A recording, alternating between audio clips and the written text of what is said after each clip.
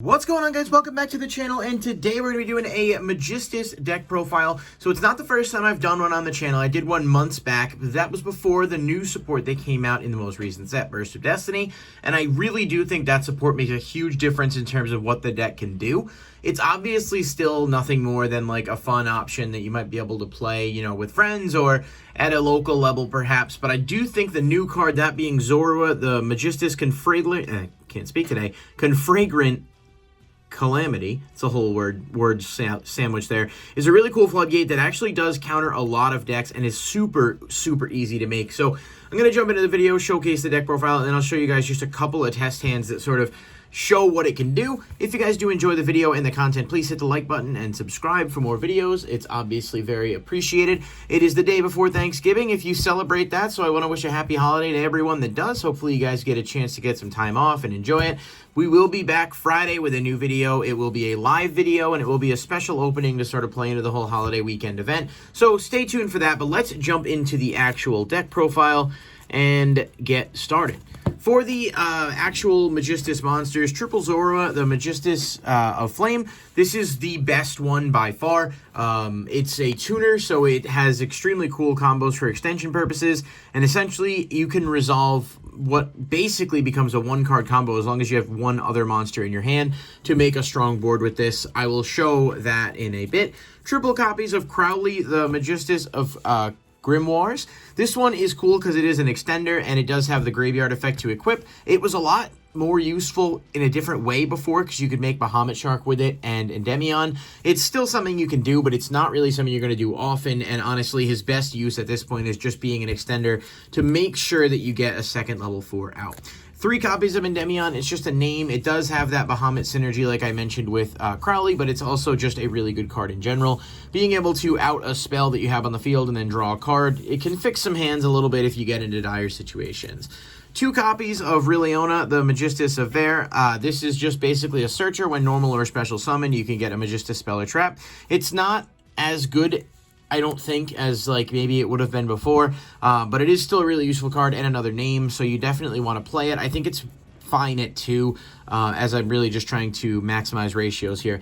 The Perform Age package still functions really well in here, just one of each. Obviously, Trick Clown combos really well with Zorua, and just being able to get a free extender with Hat Trick and Damage Juggler being able to be a discard fodder that replaces itself. That's all pretty standard there in terms of functionality. And then Triple Ash Blossom and 2 Effect Veiler. I like Ghost Spell, but Veiler's really cool because it is a spellcaster, so you can pitch it if you have to for Crowley. That's not like an ideal move, and you're not going to do it a lot, but it's better than not having that option if an urgent scenario were to come down where you need to make that extension play and you can't because you don't draw what you're looking for.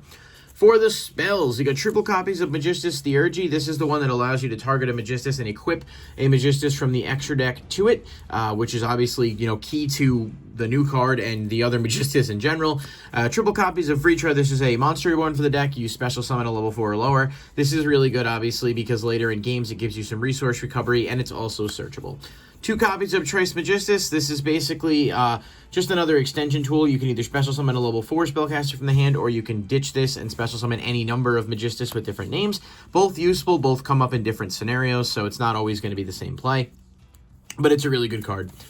And that's the primary there. 1 copy, sorry, of Magistus Invocation. I do like this. It is searchable, and it does give you the option to make the fusion monster, but that's really not your primary focus with this variant of the deck, and so it doesn't need to be at anything more than 1. It's good if you can see it, but it can also dead draw, so typically you want to, you know, minimize the odds of that happening.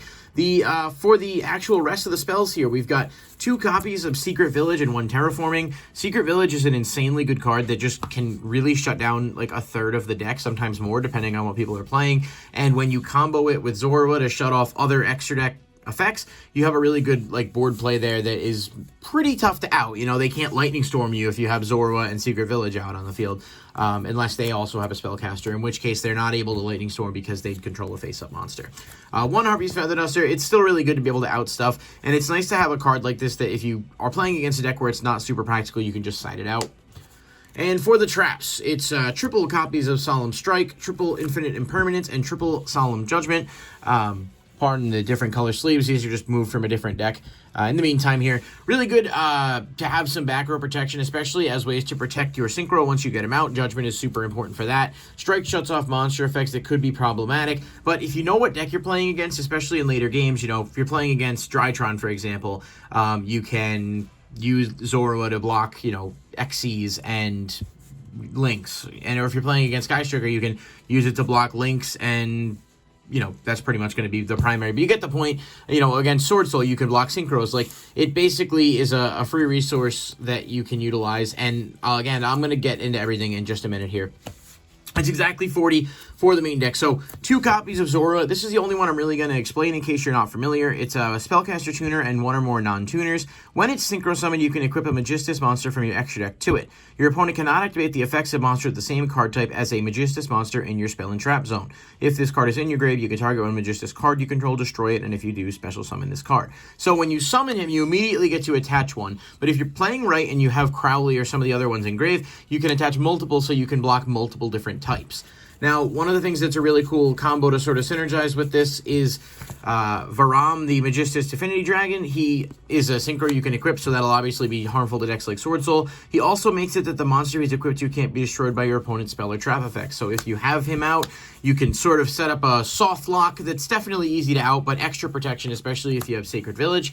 So that's the Synchro part of the deck there. 2 copies of Artemis, the Magistus Moon Maiden. This one is a Link 1, so it's good, but typically you're going to equip this to Zorua, you're going to search something, and you're going to go off from there. This is just a really good card. It's a Link 1, so in most cases, Link 1s are insanely powerful, you know, in the game in general. 2 copies of Iwas, the Magistus Spell Spirit. You still want to be able to fusion summon him in some scenarios, but just equipping him sometimes is solid because he does provide that buff, and Zorua then becomes, you know, 3,900 with the buff, as well as shutting off fusions, so he's really good on that regard. Couple of links, we've got Nightmare Phoenix and Unicorn, as well as Selene. Don't really go into these a ton, but I did play against some zombie decks when testing with this. Being able to out like Zombie World with Unicorn so you can, you know, maximize your spellcaster plays is definitely a nice tool to have. Same with Phoenix.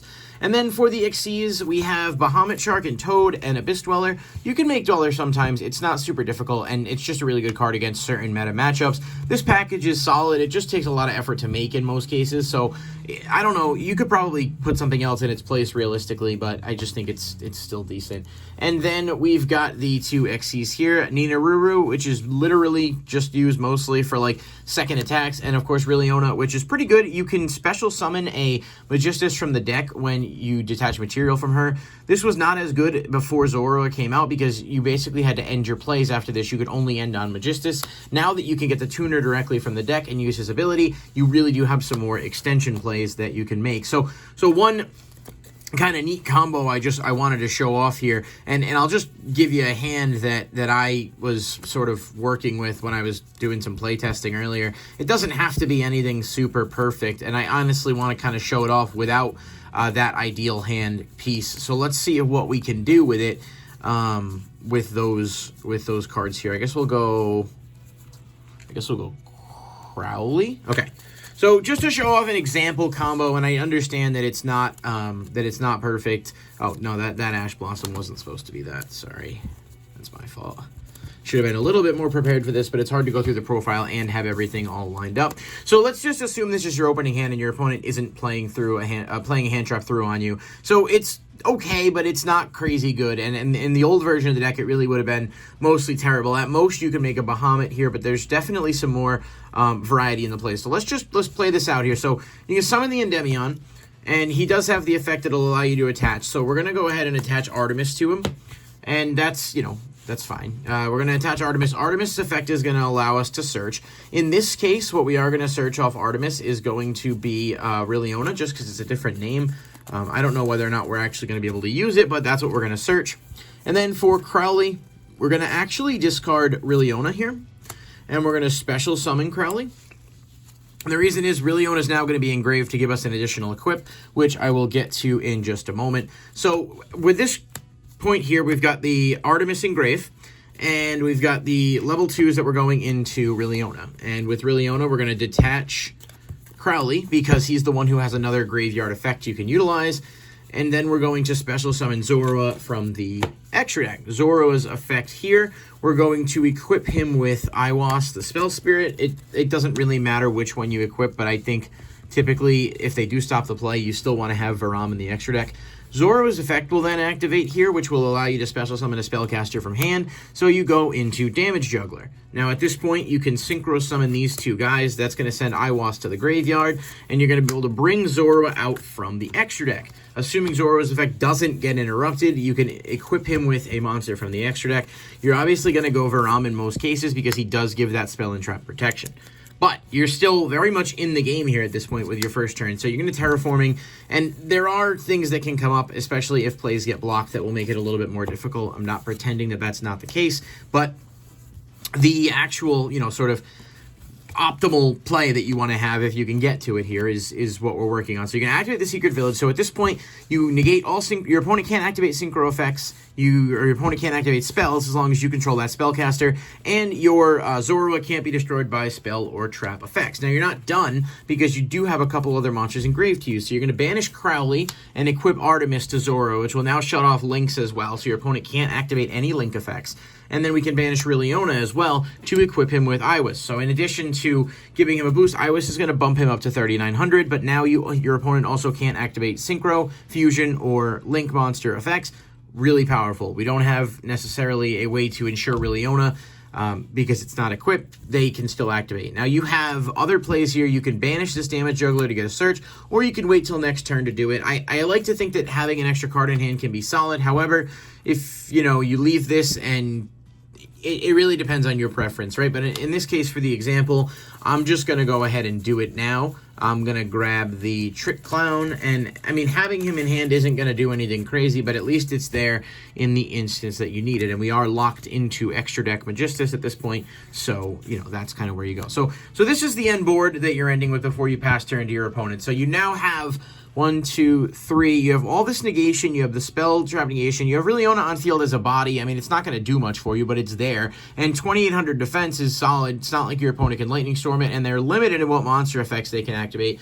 So this is kind of like an optimal board that the deck can make. And it's obviously not like a perfect board, but it's definitely a board that you can look at and say, yeah, this looks pretty solid. I could see where the potential comes from here. So I just kind of wanted to put that out there and showcase the deck profile for you guys. Hopefully you did enjoy it, and I'm looking forward to being able to play test it a bit more. I think this card really does make a huge difference and does allow the deck to at least compete. So let me know what you guys think in the comments down below. Again, enjoy the holidays, subscribe if you haven't already, and I'll see you in the next video. Peace.